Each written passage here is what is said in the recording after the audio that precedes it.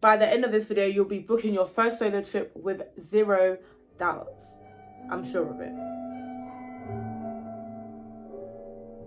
Hey loves, and welcome back to my channel. Sis, have you thought about taking a solo trip and feel a bit nervous or unsure? I'm here to tell you why you need to solo travel at least once in your lifetime. I've been solo traveling for over the past 4 years and it's changed my life drastically. It's not only boosted my confidence, it's not only helped me just step into the woman I'm meant to be, but it's opened my eyes to the world that we're told we cannot experience.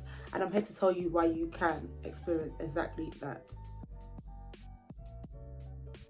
When you travel alone, you learn who you really are outside of your comfort zone. Handling everything alone makes you more fearless in life, not just in travel. There's no more waiting on flaky friends or people who say no.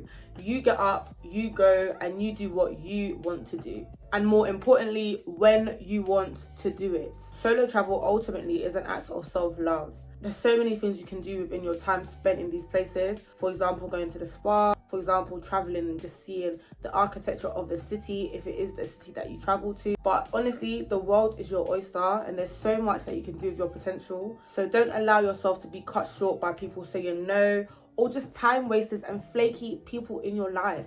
Get up, go and do it, and experience the world for yourself. So a lot of the time when it comes to solo traveling, people ask where are the best destinations for solo travelers to go.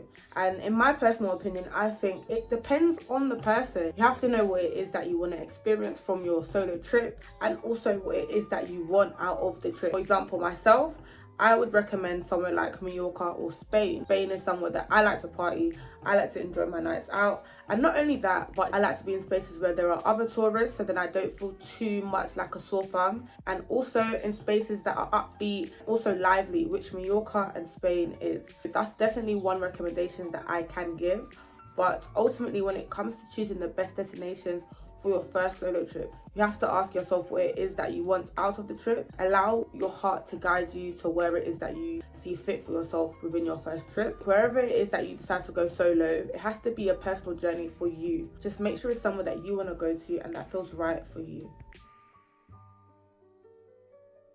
So leading on from the last point of where you should go for your first solo trip, this is more based on how to plan your first solo trip. Again, make sure that you choose a destination which is solo travel friendly. Somewhere where you know you can go there by yourself, feel safe and also feel protected. As well as picking a destination which is solo travel friendly as well as safe, make sure that wherever it is that you will stay in is well reviewed. For example, if you use apps like Airbnb or booking.com, that these spaces are in good areas or just in an area that is local to somewhere else, so you're making sure that you are safe. When booking your first solo trip, make sure to have a list of activities you plan to do whilst there. Have a few must-dos, but make sure you leave room for spontaneity. Again, it depends on what you want out of your solo trip. Making sure that you have a plan of what it is that you plan to do whilst you're there, activities-wise, allows you to not feel uneasy when it comes to not knowing what to do in your time whilst there. Nonetheless, leaving space for spontaneity allows you to be spontaneous whilst you're in that environment. So whatever it is you want to do whilst you're there, whether that be, I don't know,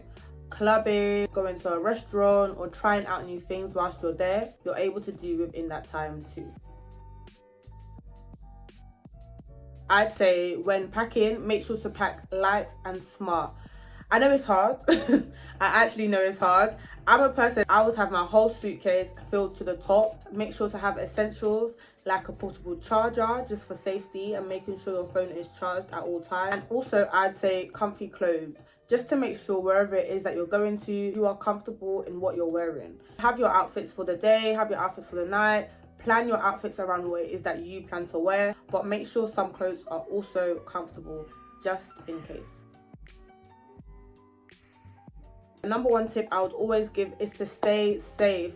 Make sure that someone has your location. Make sure to trust your gut instinct. Make sure to not walk alone at night.